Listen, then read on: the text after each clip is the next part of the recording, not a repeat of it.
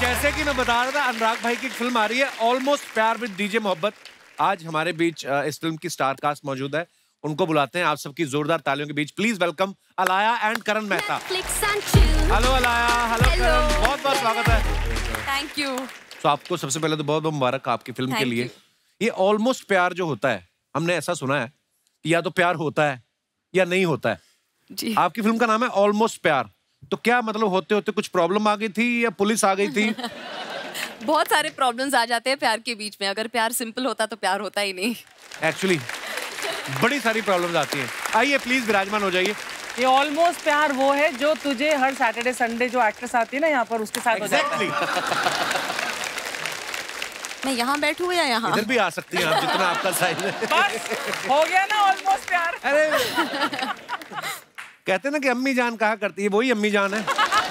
हर बात पे कुछ ना कुछ कहती हैं ये। अच्छा, आप दोनों बड़े लकी हैं, आप इतने टैलेंटेड डायरेक्टर के साथ काम कर रहे हैं। पता है, ये किसी भी एक्टर को बोलते हैं, कोई एक सीन के लिए भी बुला लेना तो वो, जैसे अभी हम लोग गैंग्स ऑफ वसेपुर की टीम के साथ बात कर रहे थे, लोग अपने काम छोड़ के आ जाते हैं और आप दोनों मेन लीड कर रहे हैं, और वो भी दो दो कैरेक्टर। yes. मन में तो आया होगा कि चलो एक कैरेक्टर नहीं, दूसरे को तो कपिल शर्मा शो में जाने का मौका मिलेगा, है ना? बिल्कुल बिल्कुल जी। और सुनाओ करण जी सर। कुछ भी सुनाइए, आप कुछ भी बताइए यार, इतने हैंडसम आदमी हो आप। Thank you sir. एक्चुअली मैं तो बाथरूम में था जब मुझे मैसेज आया अच्छा उनकी बेटी का कि सर ने आपकी पिक्चर देखी, शॉर्ट फिल्म मैंने बनाई थी जो मैंने यूट्यूब पे डाली।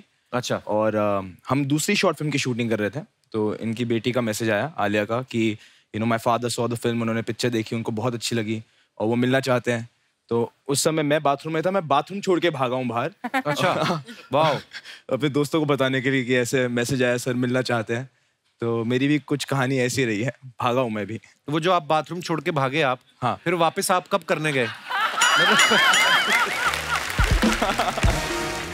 अल्लाह, आपके बारे में सुना कि आपकी भी कोई इंस्टाग्राम पे रील देखी थी अनुराग सर ने? नहीं, इंस्टाग्राम पे रील नहीं, वो जो एक्टिंग शो रील होती है मैंने वो दिखाई थी अनुराग सर को। और उन्हें वो 7 मिनट का रील था, वो तो इंस्टाग्राम पे बिल्कुल अलाउड नहीं है। लेकिन हाँ, मैं अनुराग सर से एक्चुअली मिलने गई थी। जैसे ही मैं उनके घर के अंदर आई, अनुराग सर ने कहा, यू नो मैं सिर्फ टेढ़ी फिल्में बनाता हूँ, I don't do anything that you will want. उनको लगा मुझे कुछ हाइपर कमर्शियल फिल्म पहले मूड में था कि अभी कहाँ, मतलब सब लोग ऐसा बोलते हैं ना, लोग बोलते हैं मैं बदल गया, मतलब मेरी फिल्म में सडनली इतने सुंदर एक्टर्स आने लग गए।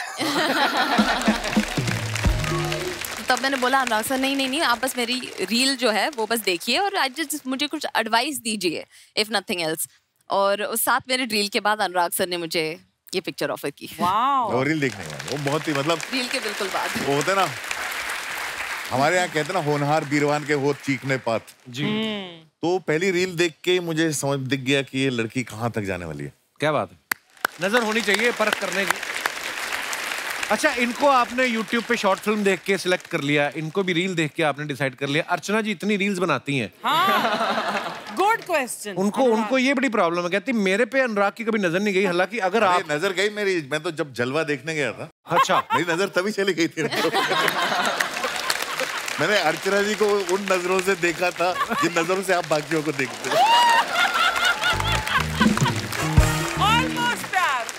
आपको एक बात पता है क्या? नहीं। मैंने आपके लिए लिखा है। मेरे स्ट्रगलिंग करियर की शुरुआत हुई थी, आपके लिए लिखता था क्या सीन है। क्या सीन है? उसके मैं घोस्ट राइटिंग डायलॉग्स लिखता था। तो हम मिले थे ना उस वक्त? हम मिले थे, और मैं दूर से ही मिलता था। मैं चप्पल में आता था जी के ऑफिस के बाहर। मुझे अंदर नहीं जाते थे, मैं बाहर से बैठ के रिसर्च करता था और घोस्ट राइटिंग में डायलॉग्स लिखता था। आपके लिए लिखा है। उस वक्त अगर मुझे पता होता तो मैं तो तुम्हें अंदर बुलाती, बोलते चाय पियो, कुछ समोसे खाओ। देखा, सेल्फिश कहीं की। वैसे नहीं बुलाना किसी को, अगर पता चल जाता। पर जेन्युइनली अगर अर्चना जी इतनी प्यारी एक्टर अगर आप बुला लेते, आपके बजट में भी आ जाती है। मैं मजाक नहीं कर रहा हूँ अनुराग भाई, अगर रमाधीर का कैरेक्टर आप इनको देते ना तो कसम से पहले पार्ट में मार देते आप इनको। मैं अपने दर्शकों को बताऊं, अलाया ने सबसे पहले जो फिल्म साइन की थी वो थी ऑलमोस्ट प्यार, लेकिन इससे पहले इनकी 2-3 फिल्में आ चुकी हैं। तो ये लेट कैसे हुआ? अनुराग भाई की वजह से लेट हुआ? मैं बहुत टाइम लेता हूँ, मतलब पिक्चर का इंसेप्शन से लेके ये 2016 में मुझे मिला। अच्छा जी। मेरी ये फिल्म का आइडिया दिमाग में था और चल रहा था। मुझे उसके लिए 2 परफेक्ट कैरेक्टर चाहिए थे। दोनों डबल रोल हैं, दोनों बहुत यंग, दोनों अंडर 20 है। तो ये 2016 में मिला। मैंने कहा लड़का मिल गया, अभी लड़की नहीं मिलेगी। अच्छा। फिर मुझे लड़की भी मिल गई, फिर मैंने कहा अब ये फिल्म बनेगी। तो उसके बाद जो है हमने पूरा काम शुरू किया और हमने 2019 में शूटिंग शुरू की, लेकिन फिर लॉकडाउन में हमारी फिल्म बीच में, शूटिंग के बीच में रुक गई और फिर ये सब लोग बिजी हो गए इधर उधर से, फिर घूम फिर के हम लोग वापस आए और फिल्म हमने खत्म की। वाह। अच्छा, हमने एक और बात सुनी है कि ये फिल्म को बनाने में ऐसा सुना है सर हमने कि इम्तियाज अली साहब ने इनकी हेल्प की है, थोड़ी गुलजार साहब ने, विशाल भारद्वाज साहब ने, वरुण ग्रोवर ने। ये बात सच्ची है भाई? हाँ हाँ, काफी सच्ची है। ये अपने तरह की, मतलब ये बहुत ही यंग सी जनरेशन की कहानी है, लव स्टोरी है, उसमें तरह तरह के वॉइसेस चाहिए थे। तो इसमें सबके, मेरे सारे जो डायरेक्टर फ्रेंड्स हैं, सबने इस फिल्म में कहीं ना कहीं कंट्रीब्यूट किया।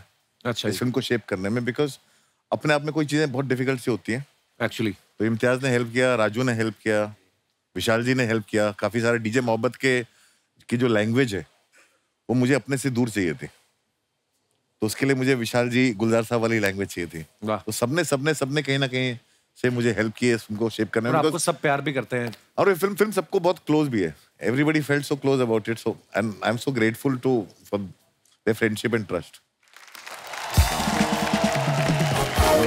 ये ऑलमोस्ट प्यार जो फिल्म का नाम है, मैं अपने यहाँ पे बैठे दर्शकों से जानना चाहता हूँ कि आप में से कितने ऐसे लोग हैं जिनको ऑलमोस्ट प्यार हो चुका था, बीच में बात बिगड़ गई या बनते बनते रह गई, कुछ ऐसा एक्सपीरियंस है तो आप अपना शेयर कर सकते हैं। जी भाई साहब। Hi Kapil sir. Hello sir. Hi Archana ma'am. Hello everyone. मेरा नाम अमित गुप्ता है, मैं कैथल हरियाणा से आया हूँ। अमित जी, तो सर मेरे साथ ये ऐसी स्टोरी हो चुकी है जहाँ ऑलमोस्ट प्यार हुआ और बात बनते बनते बिगड़ गई और फिर बन भी गई। दोबारा बन गई। मैं बताता हूँ सर। अच्छा। मैं कॉलेज में पढ़ रहा था, तो मेरे साथ जो मेरी एक लड़की थी, उससे मेरी दोस्ती हुई। 7-8-10 दिन की दोस्ती हुई। फिर क्या हुआ कि जो मेरे यार दोस्त थे उन्होंने मेरे को प्रोवोक करना शुरू कर दिया कि लड़की अब सेट है, तेरी 10 दिन से दोस्ती हो चुकी है, इसको प्रपोज कर दे। मैंने कहा तुम्हें कैसे पता लग गया? यार तो बड़े कमीने होते हैं, उनको पता चल जाता है। सही कहा सर आपने। तो कह रहे कि नहीं, जब तू क्लास में क्वेश्चन पूछता है ना, हम देखते हैं वो तेरी तरफ देख रही है, वो हंस रही है, तो हमें कंफर्म है, तो कर दे प्रपोज। अच्छा जी। तो मैंने रात को एक प्लान बनाया कि मैं अपने एक सीनियर को बुलाऊंगा जो मेरी रैगिंग लेगा। मैं उस लड़की को बुलाऊंगा कैंटीन में और तू भी आ जाइए और मेरे को कहिए इस लड़की को प्रपोज कर। तो सीनियर बोला ऐसा क्यों करूं मैं? मैंने कहा देखो सर, अगर उसने हाँ कर दी तो मेरी बात बन गई, ना कर दी तो मैं कहूँगा मेरी रैगिंग हो रही है, ताकि मेरी दोस्ती बची रहे।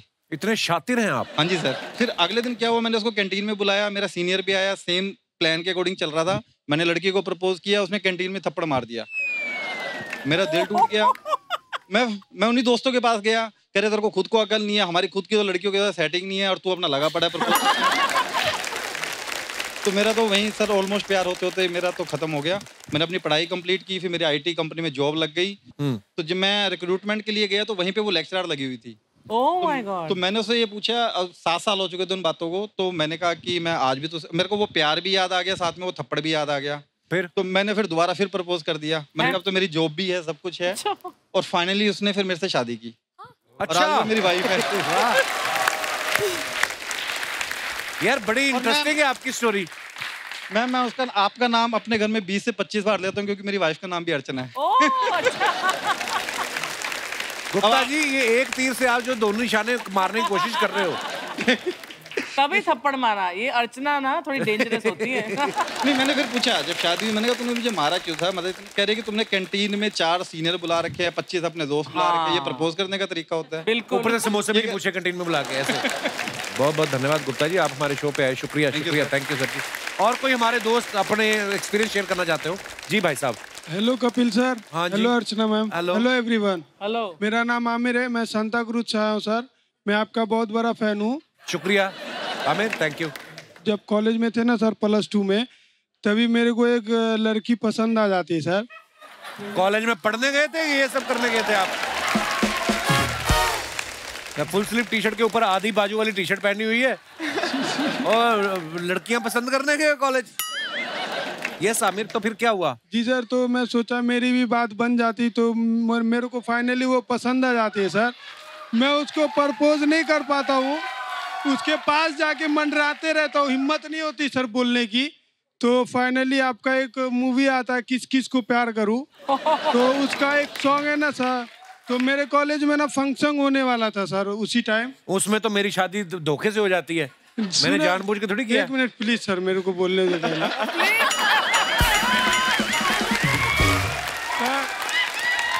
तो वो जी फंक्शन होने वाला रहता सर, तो आपकी मूवी आती है किस किस को प्यार करूं। हाँ। तो वो मूवी का गाना है ना सर, वो डीजे बजेगा तो पप्पू नचेगा, वो सॉन्ग पे मैंने डांस किया सर। तो डांस करते ही वो मैं स्टेज से नीचे आया हूँ सर, वो बंदी जो मेरे को पसंद थी, हाँ। वो लड़की मेरे को सामने से आके प्रपोज की सर। तो मैं फाइनली आपको थैंक यू बोलना चाहता हूँ सर। Thank you. मेरा क्यों थैंक यू, मैंने थोड़ी भेजा था उसको। कहीं ना कहीं आपके मूवी के वजह से, आपके वजह से मेरी बात बन गई sir, so thank you so much. Aamir अभी चलो बहुत मुबारक आपको, तो यू आर इन लव है, डीप पूरे रियल लव। आपका सच्चा प्यार है उसके साथ? 80% है सर मेरी तरफ से, बाकी मम्मी पापा को मनाना पड़ेगा। 80%। तो आमिर करते क्या है आप, पढ़ाई हो गई आपकी? मैं इधर नहीं सर, ग्रेजुएशन सेकेंड ईयर है मेरा, मैं अंधेरी में सेलमैन में काम करता हूँ, कपड़े के शॉप पे। तो पहले तो आप अपनी पढ़ाई कंप्लीट करो। जी सर। उसके जैसे आप पढ़ाई कंप्लीट करोगे आपका 80 का 30 रह जाएगा, ठीक है? हाँ, ज्यादा प्यार व्यार बोल दो। Thank you so much sir, thank you. मेरा काहे का थैंक यू, आप मजे में रहो आप। और कोई हमारे दोस्त? जी madam. Hello everyone. Hello. Myself Mamta Mudani, मैं नवी मुंबई से आई हूँ। बहुत बहुत स्वागत है ममता जी आपका। सर मेरी भी बात बिगड़ते बिगड़ते बन गई। बन गई? हाँ जी। कैसे बनी, क्या हुआ? सर मेरी कजिन की शादी थी और स्टेज प्रोग्राम चल रहा था, तो मैं शादी में गई थी। मैं ऐसे देख रही थी कि एक लड़के ने मुझे वहां से आंख मार दी, तो मैंने उसे देखा, मैं आंख मारी। अभी मैं चारों तरफ देखी कि इधर मेरे सारे घर वाले हैं, मैंने उसे बहुत इग्नोर किया। मैंने कहा ये लड़का आंख मार रहा है, मतलब इससे तो बात ही नहीं करनी है। सेकंड डे मुझे कहीं और जाना था, मैंने अपनी बुआ को बोला था मुझे ड्रॉप करवाना है मुझे, तो जो वो लड़का था वो बोलता है मैं ड्रॉप करूंगा। आंख मारने वाला? हाँ, मैं ड्रॉप करूंगा। वो गाड़ी में साथ में और चिट चैट चलती रही, फिर वो ड्रॉप किए, मैं अपने रास्ते, वो उनके रास्ते। 1 महीने बाद कहीं से मेरा नंबर जुगाड़ के मुझे कॉल वॉल किया और हमारी बातचीत चालू हो गई। उसके बाद मेरे पापा बोलते हैं थोड़े दिन बाद कि भैया अभी शादी का टाइम आया है, कल एक लड़का देखने आ रहा है।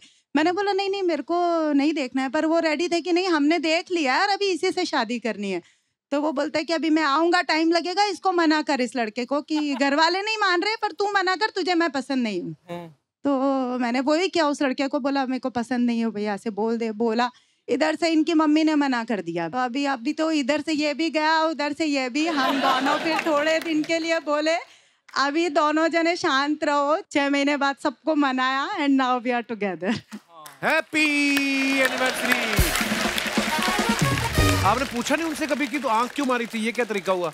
वो 1000 बार बता चुके सर, रोज बोलते हैं। क्या बोलते हैं? पसंद थी तू मुझे। अरे मतलब जो पसंद हो तो उसको आंख मार दो, ये क्या बात है? सर पहले जिनको मारी होगी पता नहीं, पर मेरे बाद फिर किसी को नहीं मारी। चलो फाइनली कंफर्म है ये न्यूज? हाँ सर। शुक्रिया मैम, शुक्रिया। Thank you sir. और कोई हमारे दोस्त? जी भाई साहब। Hello Kapil sir. Hello ma'am. Hello everyone. Sir I am from Mumbai से बात कर रहा हूँ मैं। हाँ जी। तो मुंबई से हूँ। ओके। पहले क्या बोला आपने? मुंबई से बात कर रहा हूँ। तो मैंने आपको लैंडलाइन पे थोड़ी फोन किया है, मैं तो आपसे रूबरू बात कर रहा हूँ। अच्छा जी। ऐसे ही कॉलेज दिनों की बात थी। अच्छा वाह, क्या बात है, कॉलेज भी गए आप? हाँ ऑब्वियसली सर। अच्छी बात है। तो एक लड़की थी जो पहले नजर जो प्यार होता ना सर, जब वो हाँ। आई थी और मेरी क्रश बन गई थी, देखा कि उसको देखती रह गया बस। तो ऐसी लड़की थी और उससे बात हो रही थी, कुछ दिन बात चली, कॉल पे बात चली और मैं उसकी ख्यालों में से खोने लगा।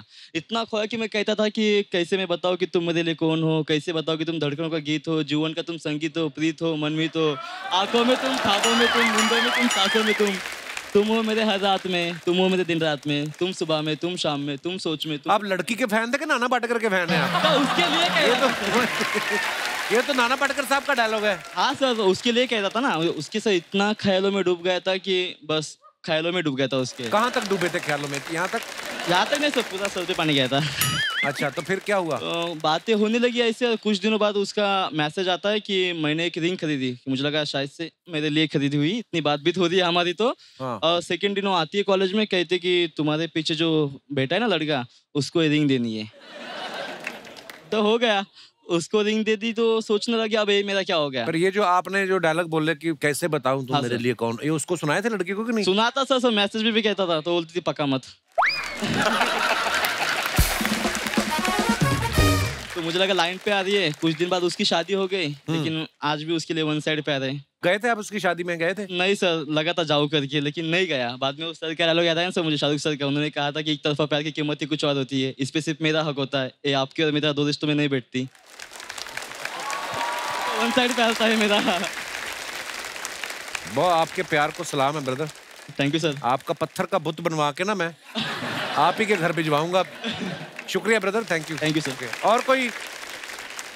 जी जी भाई साहब। Hello Kapil sir. Hello sir, how are you? Fine sir. I am from Mumbai. I am myself Hardik. Actually 10 साल पहले मेरे घर पे रिलेटिव आए थे छत्तीसगढ़ से।